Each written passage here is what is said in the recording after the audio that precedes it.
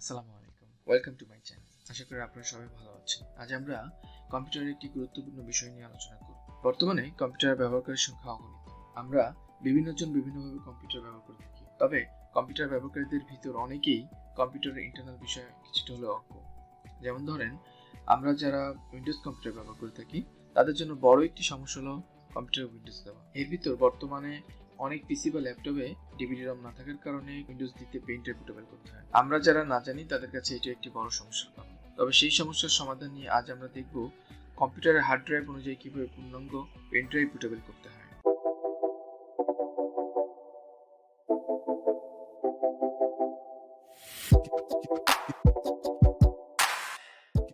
প্রথমে আমরা দিস কম্পিউটারে যাব। দিস কম্পিউটার প্রপার্টিসে যে আমরা সেখান থেকে চলে যাব আমরা ডিস্ক ম্যানেজমেন্টে। ডিস্ক ম্যানেজমেন্টে যাওয়ার পরে আমাদের কম্পিউটার হার্ড ড্রাইভগুলো দেখাবে। আমার এখানে দুটি হার্ড ড্রাইভ আছে।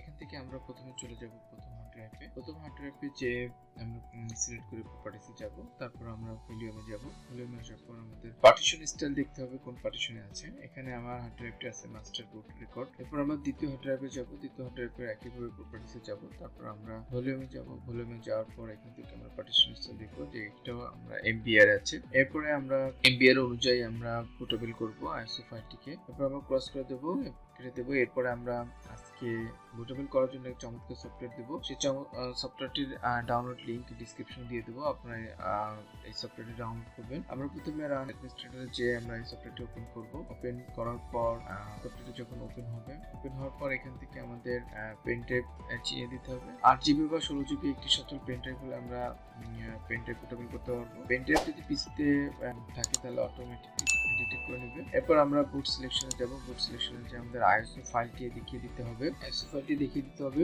চিহ্ন দিতে হবে আইএসও ফাইলটি আমাদের সিলেক্ট করতে হবে। সিলেক্ট অপশনে যে আইএসও ফাইল নিয়ে আমার একটি ভিডিও আছে, যারা দেখে নেন অবশ্যই দেখে নেবেন। আমি আইএসও ফাইলটি ডাউনলোড করার ডিসক্রিপশন দিয়ে দেবো অথবা আই বাটন দিয়ে দেবো, আপনি দেখে নেবেন। আমি এখানে আমরা এখানে উইন্ডোজ 10 এর একটা আইএসও ফাইল আমরা রিড করব এবং উইন্ডোজ 10 এর আপনার 64 বিটের একটা আইএসও ফাইল আমরা এটা রিড করব।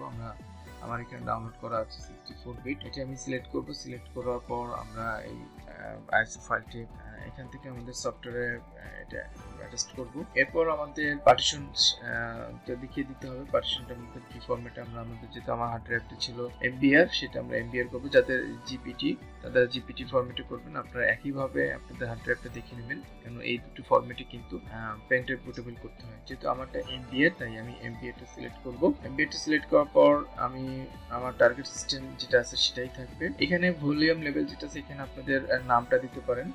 আপনারা যে নামে আপনারা উইন্ডোজটা রিড করবেন সেই নামটা দিতে পারেন। আর ফাইল সিস্টেম থাকবে NTFS, এটা ডিফল্টই থাকবে। আর ক্লাস্টার সাইজ যেটা আছে সেটাই থেকে যাবে, এটাও ডিফল্ট থাকবে। এখানে আমাদের হাত দেওয়ার কোনো প্রয়োজন নাই। এরপর আমরা স্টার্ট বাটনে ক্লিক করব। এখানে স্টার্ট বাটনে ক্লিক করার পর আমাদের এখানে প্রথমেই ফরম্যাট চাবে আমাদের পেন ড্রাইভটা ফরম্যাট দিতে হবে। এখানে আরেকটা জিনিস খেয়াল রাখতে হবে যে উইন্ডোজ আমরা যখনই দিব তখনই এই বিষয়গুলো খুবই জরুরি। যে বিষয়টা হলো যে একটা ভালো একটা পেন ড্রাইভ আমাদের এখানে দরকার হবে। আর আইএসও ফাইলটি একটা ভালো জায়গা থেকে ডাউনলোড করতে হবে। আমাদের কিছুক্ষণ সময় নেবে আমাদের আইএসও ফাইলটি কপি হওয়ার জন্য। আমাদের সে পর্যন্ত অল্প একটু সময় নেবে। যাদের এখানে নির্ভর করা হলো পিসির কন্ডিশনের উপরে, যাদের পিসির মানটা একটু ভালো তাদের এটা রিড করার জন্য খুব কম সময় নেবে। যেহেতু আমার এর আইএসও ফাইলটি কপি করা প্রায় শেষ,